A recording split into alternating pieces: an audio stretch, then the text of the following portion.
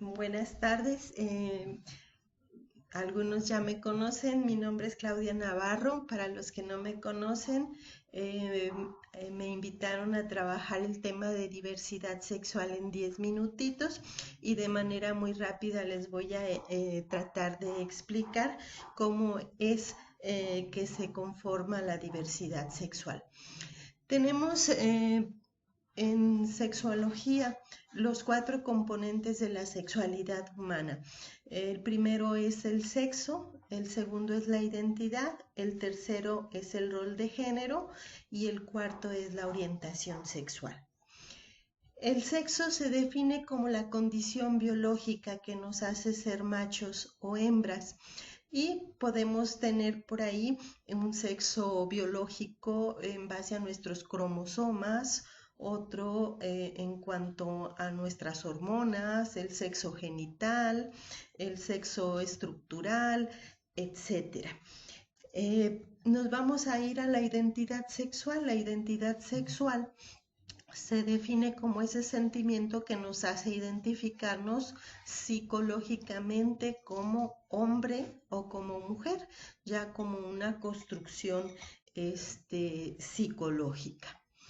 El tercero es el género. El género se refiere a los aprendizajes sociales que aluden a lo que es apropiado para el hombre, que es lo masculino, y lo que es apropiado para la mujer, que es lo femenino.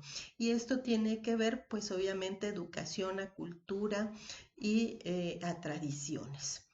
El cuarto de los componentes es la orientación sexual, que tiene que ver con hacia dónde nos sentimos atraídos erótica, afectivamente, hacia personas de nuestro mismo sexo, hacia otras, hacia las personas de otro sexo o hacia ambos. Vamos a ver con detalle cómo es que se construye. Aquí tenemos en una diapositiva el cómo se integran en una persona estos 4 componentes. Podemos tener en la parte del sexo que somos machos, podemos ser hembras o podemos ser intersexuales. En el caso de tener biológicamente elementos tanto de macho como de hembra. En términos de la identidad psicológica, podemos sentirnos hombres, podemos sentir mujeres y hay personas que dicen que ellos no son ni hombres ni mujeres y que son solamente personas. En la parte del rol sexual, pues tenemos al hombre masculino, ¿sí? Que habla como hombre, se mueve como hombre, se viste como hombre, y al rol femenino que tiene que ver con una mujer que cumple los estereotipos sociales de feminidad. También en la parte del rol podemos tener personas que sean tan masculinas como tan femeninas. En la parte de la orientación sexual tenemos las personas que se orientan sienten atracción hacia personas de su mismo sexo, como les comentaba anteriormente, que son homosexuales, personas que sienten atracción hacia personas del otro sexo, que son heterosexuales, y personas que sienten atracción sexual hacia ambos sexos, que son bisexuales. En cuestión de algunos autores y de algunas manifestaciones de la sexualidad, puede haber un poco de diferencia en cuanto a los nombres que se le dan a ciertas manifestaciones sexuales y eróticas.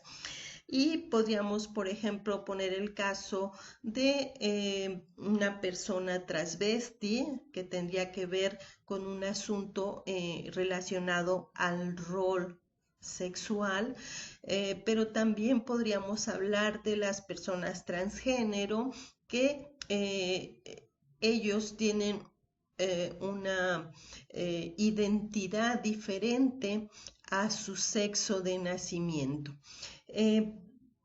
Todas las personas podemos graficar nuestra propia sexualidad considerando estos 4 componentes. En la parte del sexo, por ejemplo, aquí tenemos esta gráfica de un hombre heterosexual masculino, lo más común en nuestro medio. Tenemos que es un hombre que biológicamente es un macho, es decir, tiene hormonas de hombre, anatomía, fisiología de hombre, etc. Y este mismo sujeto se siente psicológicamente un hombre. Entonces, su identidad es acorde a su sexo. Pero también tenemos que este mismo sujeto se comporta masculinamente, es decir, viste de hombre, se mueve como hombre, habla como hombre. Y tenemos finalmente el caso de la orientación, ¿no? Y en este caso que tenemos aquí en la pantalla, pues podemos hablar de que es un hombre que siente atracción sexual y afectiva para las mujeres. Entonces estamos frente al diagrama de un hombre heterosexual masculino.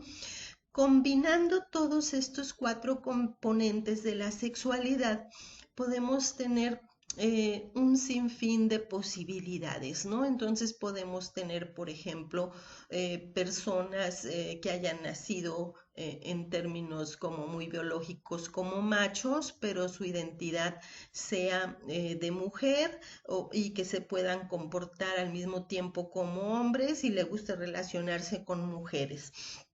Cada una de las personas tiene una particularidad y en realidad cuando nos referimos a diversidad sexual pensamos que nos estamos refiriendo a las personas que no son la parte mayoritaria de la sociedad, que es como reconocida como las personas que somos heterosexuales, pero en realidad todos somos parte de la diversidad sexual.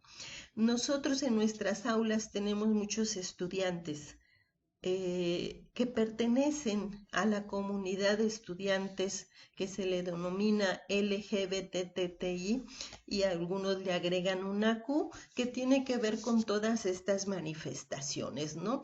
Gays, lesbianas, bisexuales, transvesti, transexuales, intersexuales y toda una serie de elementos que podríamos ponernos a discutir y a lo mejor nos llevaría mucho tiempo. Pero el tema que nos ocupa hoy es que esta comunidad estudiantil suele sufrir mucho, tanto por el rechazo familiar en casa, pero también a veces con el rechazo y el acoso en nuestros centros escolares. Desafortunadamente, a veces son los profesores, a veces son los estudiantes los que hacen que los estudiantes que pertenecen a esta comunidad sufran mucho por algo que ellos no eligieron. Este es uno de los detalles interesantes de la diversidad sexual. En realidad, nadie decide ser homosexual, no es una elección. Los estudios modernos se orientan a que esto te sucede, ¿sí? Y el te sucede tendría que ver con asumirlo y entenderlo a lo largo de la vida. El tema es invitarlos que cuando ustedes tengan un estudiante que tenga dificultades de aceptación, que tenga dificultades de rechazo en su familia, que el mismo grupo escolar lo acose, se burle o lo segregue, pues tratar de ayudarlo. Si ustedes no tienen las posibilidades, pues en el centro universitario hay muchas personas que lo podemos hacer y con mucho gusto estamos a disposición.